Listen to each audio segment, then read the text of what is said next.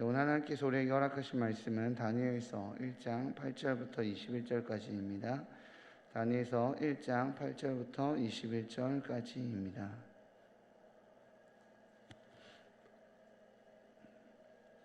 다니엘서 8장 1절부터 21절까지입니다.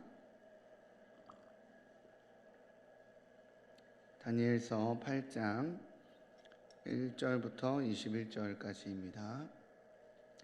네, 교독하도록 하겠습니다. 다니엘은 뜻을 정하여 왕의 음식과 그가 마시는 포도주로 자기를 더럽히지 아니하리라 하고 자기를 더럽히지 아니하도록 환관장에게 구하니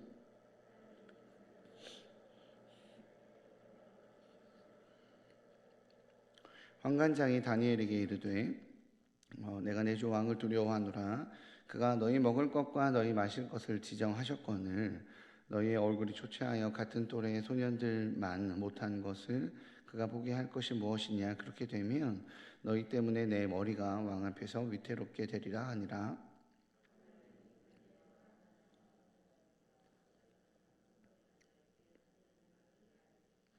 청하오니 당신의 종들을 열흘 동안 시험하여 채식을 주어 먹게 하고 물을 주어 마시게 한 후에 얼굴과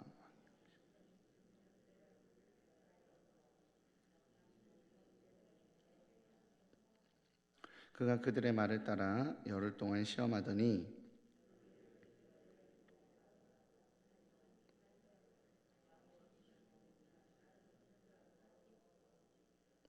그리하여 감독하는 자가 그들에게 지정된 음식과 마실 포도주를 제하고 채식을 주니라.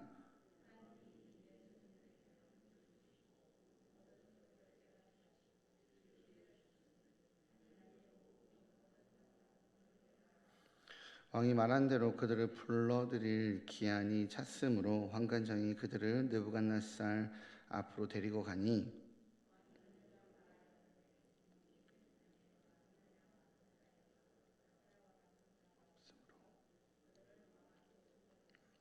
왕이 그들에게 모든 일을 묻는 중에 그 지혜와 총명이 온 나라 박수와 술객보다 10배나 나은 줄 아니라. 함께 읽겠습니다.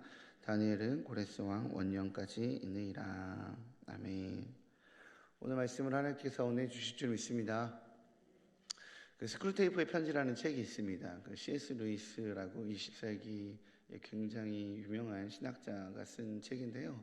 이 스크루테이프의 편지는 고위 악마인 스크루테이프가 자신의 조카 워무드에게 보내는 편지글입니다. 그래서 사람들을 어떻게 잘 유혹할 수 있는지, 사람을 어떻게 해야 넘어뜨릴 수 있는지, 워무드가 이제 초기 악마, 아직은 하급 악마이기 때문에 어떻게 해야 될지 몰라 할 때 고급 악마에 속하는 스크루테이프가 편지를 써서 이렇게 하면 사람들을 무너뜨릴 수 있다라는 책입니다. 대표적인 예로서 워무드가 스크루테이프에게 그런 편지를 써요. 아니, 기독교인들을 이제 유혹하려고 하는데 바쁘게 했더니 너무 열심히 산다는 거예요. 그리고 한가하게 만들었더니 성경 보고 말씀 보고 혼자 있게 했더니 너무 기도 열심히 하고 얘를 어떻게 무너뜨려야 될지 모르겠다. 이렇게 워무드가 편지를 썼더니 그 보고를 했더니 그래서 사람을 유혹하는데 실패했다. 이렇게 이야기를 하니까 스크루테이프가 편지 내용을 어떻게 쓰냐면 사람을 바쁘게도 하지 말고 여유 있게도 하지 마라. 사람을 무너뜨릴 수 있는 방법은 계획을 깨트리는 거다라고 이야기를 해요. 갑자기 있던 약속이 취소된다거나 아니면 없던 일정이 갑자기 생긴다거나 자신이 생각했었던 계획이 무너질 때 사람은 마음이 무너진다. 이렇게 편지를 씁니다. 그래서 이 스크루테이프의 편지 이 책을 보면 사단이 우리의 어떤 연약함을 공격하는구나, 우리의 마음의 이런 부분들을 공격하는구나 라는 것을 좀 알 수 있는 굉장히 역지사지의 책으로 굉장히 좋은 책입니다. 그 책 안에 이런 내용이 있어요. 이 스크루테이프가 워무드에게 이런 내용을 합니다. 인간 입장에서의 최고의 예배가 아니라 여기서 원수라고 표현하는데 하나님을 원수라고 표현하는데 하나님 입장에서의 최고의 예배가 뭔지 아냐, 하나님 입장에서 가장 기뻐하는 예배가 뭔지 아냐 라는 그 질문에 뭐라고 대답하냐면 스크루테이프는 바로 은혜가 없는 예배라고 이야기합니다. 왜죠? 은혜가 없는 예배. 우리 입장에서 최고의 예배는 뭐예요? 하나님의 은혜가 있고 하나님의 임재가 있고 막 기름 부으심이 있고 가슴에 묵쿵거림이 있고 막 감격 있고 아니면 깨달음이 있고 뭐 이런 게 있어야 우리 입장에서 좋은 예배잖아요. 뭔가 얻어가든 아니면 감격이 있든 즐겁든 뭐 이런 것이 있어야 기쁨의 예배이지만 그것이 우리 입장에서 최고의 예배예요. 그러나 스크루테이프는 하나님 입장에서 그런 예배는 최고의 예배가 아니라고 말합니다. 스크루테이프가 말하기를 하나님께서 그 원수의 능력은 얼마나 대단한지 자신의 영광을 100만 분의 1만 비춰도, 자신의 은혜의 능력을 100만 분의 1만 비춰도 피조물 중에서는 그를 예배하지 않고서는 견딜 수 있는 존재가 없다라고 설명을 해요. 하나님의 영광이 비춰지면, 하나님의 은혜가 비춰지면 그 영광과 은혜 앞에 모든 존재는 엎드려져서 예배할 수밖에 없다는 거예요. 따라서 하나님께서 은혜를 허락하셔서 예배하는 건 인간들에게 나타나는 굉장히 당연한 현상이라는 거죠. 그러나 반대 개념으로 하나님 입장에서는 은혜를 베풀었기에 예배하는 건 당연한 거지만, 반대 개념으로 하나님 입장에서의 최고의 예배는 은혜가 없어도, 하나님의 영광이 없어도 주님을 신뢰하기에 주님을 높여드리는 예배라는 것입니다. 찬양의 감동이 없습니다. 말씀의 깊이도 없습니다.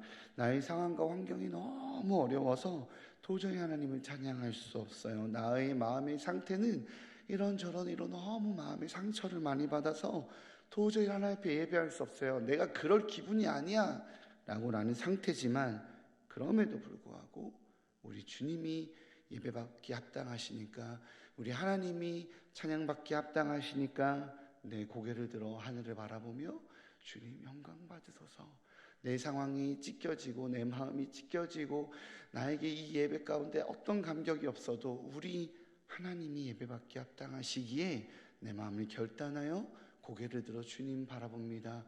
예배 받으십시오 라고 말하는 이 예배가 하나님 입장에서는 최고의 예배라는 것입니다. 도저히 하나님께 나올 수 없는 상태이고 도저히 하나님께 예배할 수 없는 상황입니다. 거기에 하나님의 위로와 은혜와 평강을 허락하신 것도 아니에요. 그럼에도 불구하고 하나님께 예배하는, 그렇게 하나님께 나아가는 것, 그것이 하나님 입장에서는 감격할 수밖에 없는 예배라는 것입니다. 내가 은혜 받기 위해 드리는 예배가 아니라 주님이 높임받기 합당하시기에 드리는 예배가 최고의 예배라는 거죠. 이것은요, 사역의 자리에서도 동일하게 마찬가지로 적용이 됩니다. 우리 본문에서, 오늘 본문에서 자신의 삶의 자리에서 도저히 그 신앙을 지킬 수 없는, 도저히 하나님께 사역의 자리로 나아갈 수 없는 사람들이 나오죠. 나라를 잃고 노예로 잡힌 사람들, 포로로 끌려와서 아무 권한도 힘도 능력도 자격도 없는 사람들이 나옵니다. 언제 목을 쳐도 이상할 게 없는 사람들, 그 사람들이 그런 상황과 자신이 도저히 하나님께 결단할 수 없는 그런 상황 속에서 하나님께 나아가기로 결정합니다. 그래서 오늘 본문은 뭐라고 표현하냐면 뜻을 정하여 라고 표현해요. 뜻을 정하여. 우리 한번 보도록 하겠습니다. 8절입니다. 8절 큰 소리로 한번 읽어보도록 하겠습니다. 시작.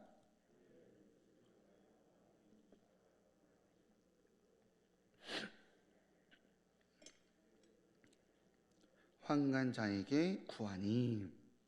다니엘과 세 친구는 뜻을 정합니다. 왕의 음식과 그들이 마시는 포도주로 자신들을 더럽히지 않겠다라고 뜻을 정합니다. 뜻을 정한다는 것은 주체자로 산다는 것을 의미합니다.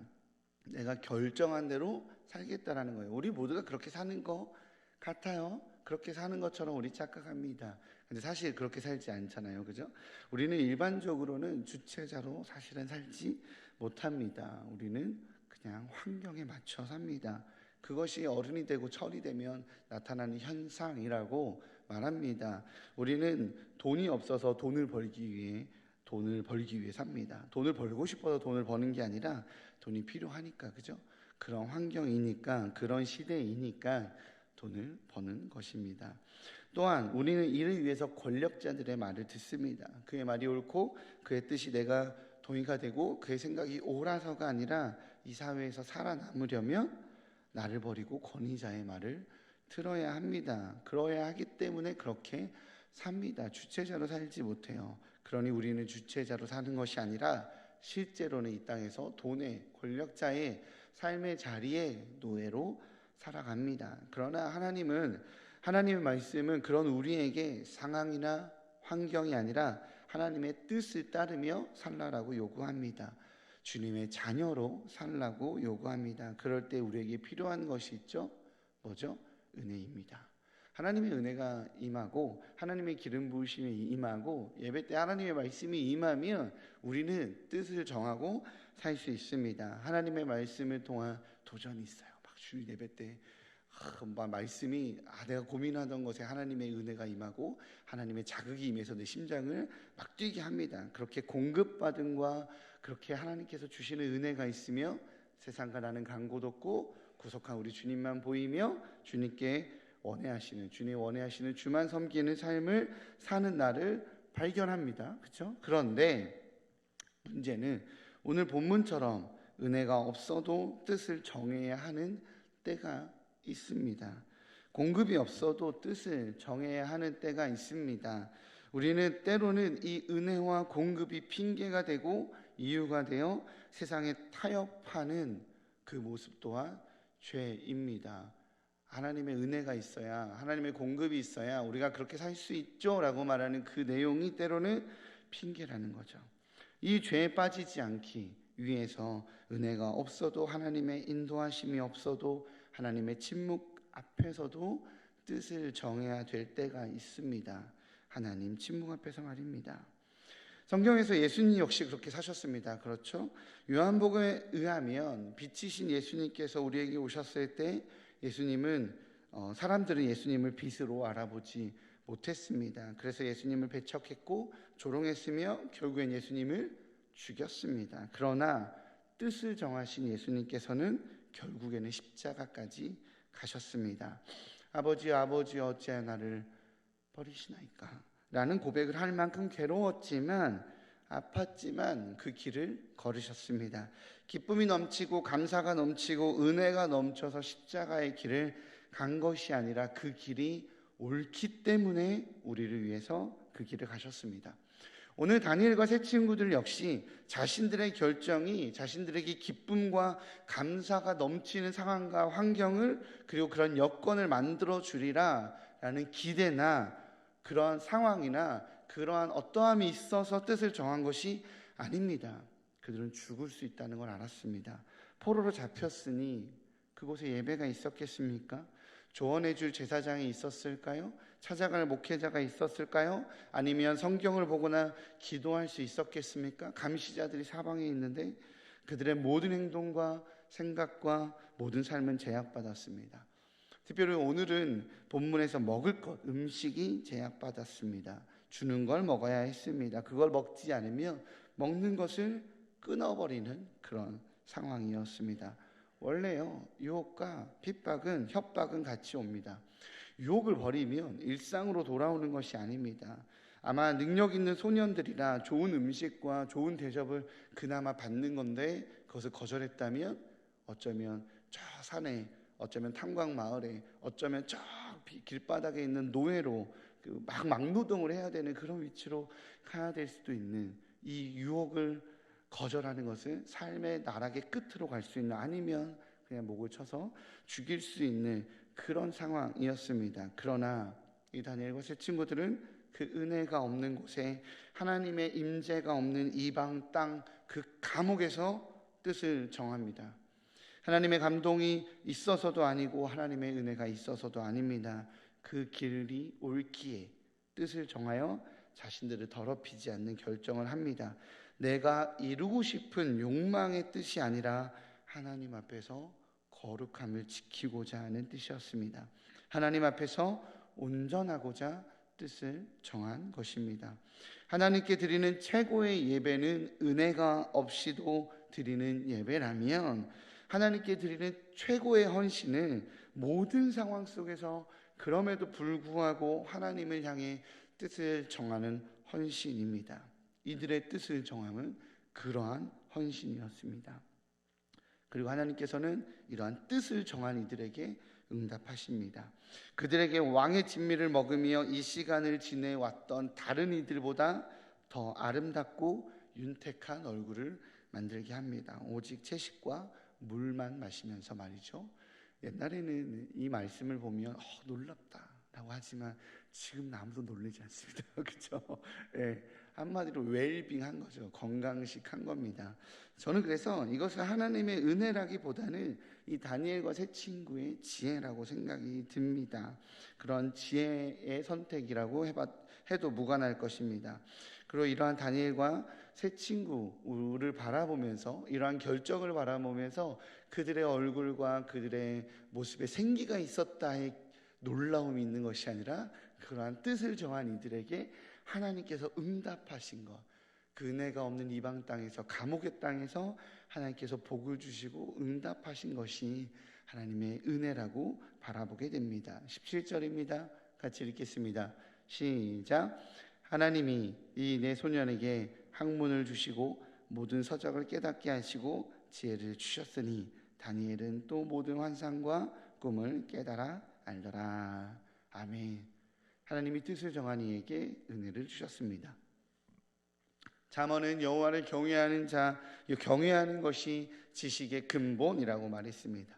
모든 지식과 모든 지혜의 주권자이신 여호와 하나님을 경외한다는 것, 모든 지혜와 지식의 주권자이신 그 하나님이 함께 하시는 것이니 당연히 여호와를 경외하는 것이 지혜의 근본입니다. 그것을 하나님께서 함께 한다는 뜻인 거죠. 마태복음에서 우리 주님께서 이렇게 얘기하십니다. 하늘과 땅의 모든 권세를 내게 주셨으니 너희는 가서 제자를 삼아 아버지와 아들과 성령의 이름으로 세례를 베풀고 내가 너희에게 분부한 모든 것을 가르쳐 지키게 하라 라고 이야기했습니다. 무슨 뜻이죠? 하늘과 땅의 모든 권세는 내게, 예수님이 자신에게, 하나님께서 예수님 자기에게 줬는데 너희는 가라 라고 말합니다. 권세와 능력은 예수님이 갖고 있는데 가는 건 우리예요. 왜죠? 너가 그곳에 갈 때 내가 너와 함께 하겠다라는 겁니다. 동행하겠다라는 겁니다. 모든 능력과 모든 권세를 가지신 예수님께서 너희가 간 그곳에 내가 함께 하겠다라는 약속이죠. 마태복음 6장은 이렇게 이야기합니다. 먼저 그의 나라와 그의 의를 구하라. 그리하면 이 모든 것을 너희에게 더하시리라 라고 말이죠. 하나님 나라의 의, 하나님 나라를 구하는 이들에게, 하나님의 뜻을 구하는 이들에게 우리 주님이 함께 하시겠다고 말합니다. 무엇을 가지고? 하늘의 모든 권세와 모든 능력을 가지고 말입니다. 사랑하는 성도님들, 오늘 다니엘과 세 친구의 삶에는 이와 같이 하나님의 응답이 있습니다. 은혜가 없는 곳, 이방의 땅, 감옥이었습니다. 전쟁에 패배해서 하나님의 성전을 빼앗겼고 하나님의 존재는 어느 곳에서도 경험할 수 없었습니다. 이스라엘은 망했고 예루살렘은 함락되었으며 자신들은 포로로 잡혀왔으니 어느 곳에서도 하나님이 보이지 않는 것이 지금의 형편입니다. 그러나 곳에서 하나님을 향한 뜻을 정한 이들에게 우리 하나님은 어떻게 하셨다고요?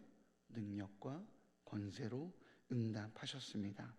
이는 하나님께서 책임지시고 돌보시며 응답하신 겁니다. 받은 은혜로 헌신하는 것이 아니라 주님을 향한 뜻을 정한 지켜감으로 은혜와 능력을 허락하시는 하나님을 경험한 것입니다. 우리는 어떠합니까?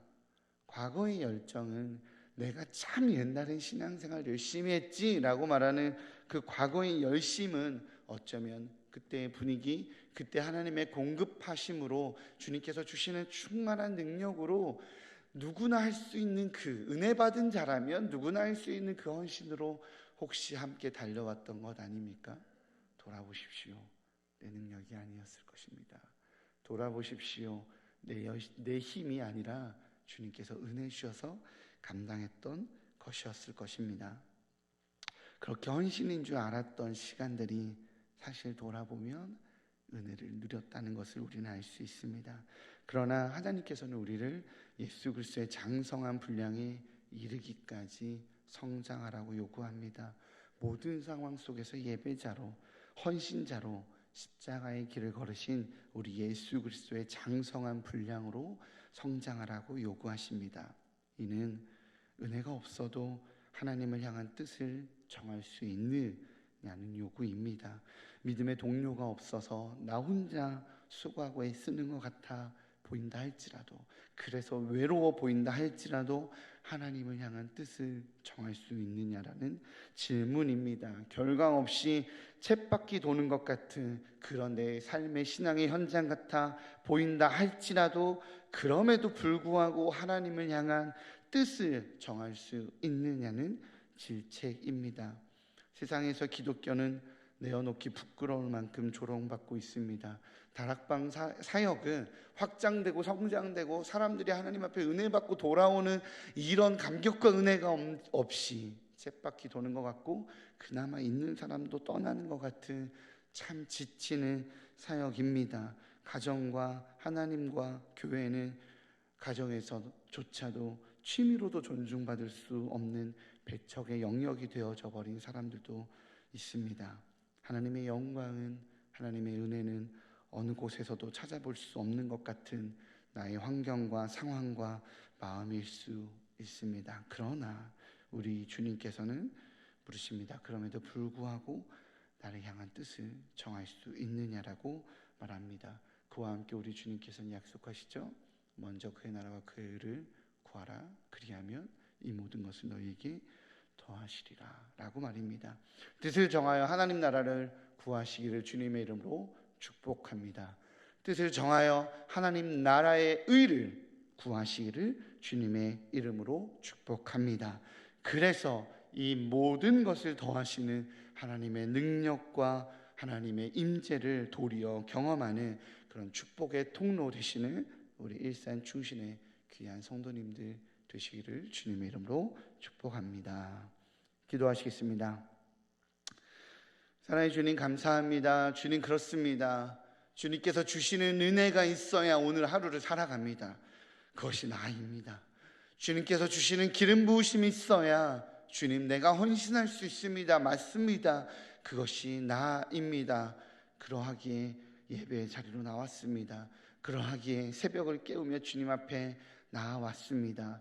그러나 그럼에도 불구하고 변하지 않는 일상, 때로는 변하지 않는 마음, 지치는 나의 여러 가지 상황이 있을 수 있습니다. 그러나 그럼에도 불구하고 우리 주님이 예배받기 합당하시기에, 내 삶을 드리기에 합당하시기에 우리 주님 바라보며 뜻을 정하여 그리스도인으로 살기로 결정합니다. 하나님의 자녀로 살기로 결정합니다. 그 결정 위에 일하시는 하나님을 누리게 허락하여 주시옵소서. 여전히 함께 하시는 하나님을 경험하며 살아가는 저희 될 수 있도록 붙잡아 주시옵소서. 이 모든 말씀 예수님의 이름으로 기도합니다. 아멘.